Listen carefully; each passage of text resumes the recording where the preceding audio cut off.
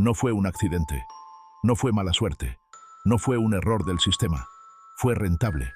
Y cuando algo genera miles de millones de dólares para las personas correctas, deja de ser una crisis y empieza a aparecer un modelo de negocio. Mientras millones de personas perdían sus casas, sus empleos, sus ahorros, sus futuros, alguien estaba ganando. Mucho, demasiado, porque las grandes crisis económicas no destruyen poder, lo redistribuyen, siempre hacia arriba. La pregunta nunca fue, ¿cómo ocurrió esto? La verdadera pregunta es, ¿quién quería que ocurriera? Porque cuando entiendes eso, dejas de ver las crisis como tragedias y empiezas a verlas como operaciones. Y hoy vamos a hablar precisamente de eso, de cómo se fabrica una crisis económica, de quién gana, de quién pierde y de por qué probablemente está ocurriendo otra vez. Hoy no vamos a hablar de teorías absurdas, ni de conspiraciones baratas. Vamos a hablar de incentivos, de estructuras, de dinero, porque el poder casi nunca necesita conspirar, solo necesita que todos ganen lo suficiente como para no detenerlo. Vamos a desmontar el mecanismo real, cómo se crea una burbuja, cómo se vende una mentira, cómo se socializan las pérdidas y cómo unos pocos convierten el colapso en una oportunidad histórica. Y cuando terminemos, vas a mirar cualquier crisis futura de una forma completamente distinta, porque entenderás algo incómodo. El caos también tiene dueños. Nos enseñaron que las crisis son accidentes, un fallo inesperado, una tormenta perfecta, un error humano, algo desafortunado. Pero eso es una versión muy conveniente, porque si fue un accidente, nadie es responsable. Y cuando nadie es responsable, nadie paga. La historia económica está llena de esta narrativa. Siempre cambia el decorado, pero el guión suele ser el mismo. Primero, una oportunidad extraordinaria. Después, una euforia colectiva. Luego, la ilusión de que esta vez es diferente. Y finalmente, el colapso. Pero aquí está lo importante. Las personas que más ganan rara vez son las que creen en la ilusión. Son las que la diseñan, o al menos las que saben cuándo salir. Porque las crisis no empiezan cuando todo cae. Empiezan mucho antes. Empiezan cuando el sistema descubre que puede ganar más inflando que construyendo, más especulando que produciendo, más prometiendo que sosteniendo. Ahí nace la crisis, no en el derrumbe, en el incentivo. Y cuando el incentivo está roto, el final no es una posibilidad, es una fecha pendiente. Toda gran crisis necesita una historia lo suficientemente buena como para convencer a millones. Porque nadie compra una estafa, la gente compra una promesa. En 2008 fue la vivienda. La vivienda nunca baja. Una frase simple, perfecta, casi religiosa. Comprar una casa dejó de ser una necesidad. Se convirtió en una inversión garantizada. Los bancos prestaban dinero a personas que claramente no podían devolverlo. ¿Por qué? Porque no querían cobrar la deuda, querían venderla. Ese fue el verdadero negocio. No prestar, empaquetar, transformar deuda basura en productos financieros sofisticados, bonitos, complejos, rentables, tan complejos que mucha gente dejó de entender lo que estaba comprando. Y cuando nadie entiende el producto suele beneficiar al vendedor, no al comprador.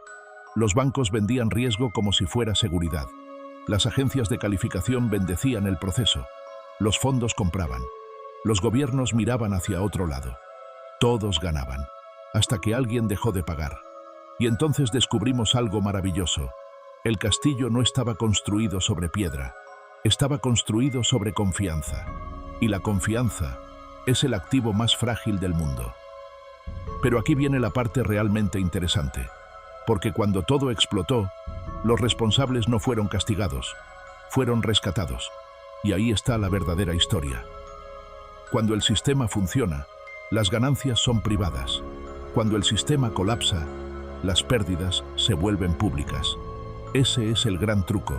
Durante años, beneficios récord, bonificaciones millonarias, celebraciones, portadas, éxito.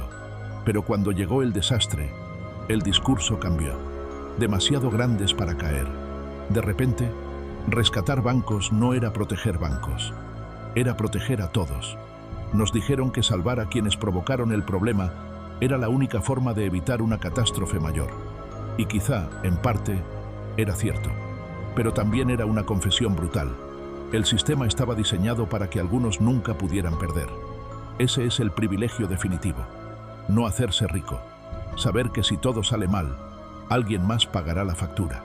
Y ese alguien suele ser la clase media, a través de impuestos, inflación, recortes, desempleo, años perdidos. Las crisis no reparten dolor de forma democrática, siempre tienen jerarquía. El pequeño empresario quiebra, la familia pierde su casa, el trabajador pierde su empleo, pero ciertas instituciones simplemente cambian de narrativa y siguen, porque el verdadero poder no consiste en evitar errores, consiste en sobrevivir a ellos sin consecuencias. La mayoría piensa que en una crisis gana quien tiene más dinero. No exactamente. Gana quien tiene liquidez, quien puede comprar cuando todos venden, quien entiende que el pánico tiene descuento.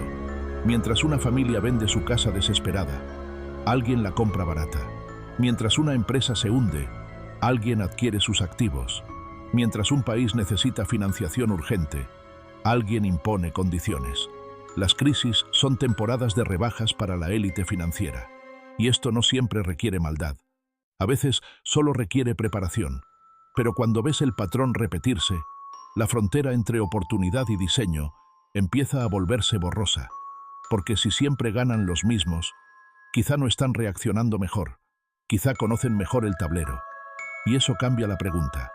Ya no es cómo protegernos de la crisis, sino quién diseña las reglas para que siempre parezca inevitable. Lo inquietante no es que haya ocurrido, lo inquietante es que puede repetirse, porque los incentivos siguen ahí. Deuda fácil, euforia artificial, mercados adictos al crecimiento inmediato, políticos que necesitan buenas cifras hoy, no estabilidad dentro de 10 años, y una cultura que premia resultados rápidos aunque destruyan el futuro. La próxima crisis no se parecerá exactamente a la anterior. Nunca lo hace. Cambian los nombres, cambian los protagonistas, pero la estructura permanece. Primero optimismo, luego exceso, después negación, finalmente pánico. Y en medio de todo, las mismas preguntas. ¿Quién sabía? ¿Quién ganó? ¿Quién pagará? La respuesta suele ser incómodamente parecida. Quizá lo más duro de aceptar es que el sistema no necesita ser roto para producir esto. Puede funcionar exactamente como fue diseñado. Eso incomoda porque destruye una ilusión muy útil. La idea de que todo falló. Tal vez no falló. Tal vez cumplió su función. Concentrar riqueza, consolidar poder, mantener estabilidad para quienes importan y volatilidad para quienes no. Eso no significa que exista una sala secreta con villanos perfectos. La realidad suele ser más simple, más fría, más eficiente. Personas persiguiendo incentivos, instituciones protegiéndose, sistemas premiando ciertas conductas. No maldad épica, solo estructura. Y a veces, eso es peor, porque no puedes derrotar fácilmente a una estructura, especialmente cuando la mayoría ni siquiera la ve. La próxima vez que escuches, nadie podía preverlo, desconfía. La próxima vez que te digan, fue inevitable, pregunta, ¿inevitable para quién? Porque las crisis económicas rara vez son simplemente tragedias. Son filtros. Separan a quienes pierden estabilidad de quienes compran poder. Separan a quienes sufren el sistema de quienes aprenden a usarlo. Y entender eso no te vuelve cínico, te vuelve peligroso. Porque el primer paso para no ser utilizado es dejar de creer que todo ocurre por accidente. Tal vez la crisis no fue un error. Tal vez fue exactamente el negocio. Y si ese es el caso, la pregunta más importante no es cuándo llegará la próxima, sino si esta vez serás víctima o entenderás el juego antes que los demás. Porque el poder nunca desaparece, solo cambia de manos. Y casi siempre lo hace durante una crisis.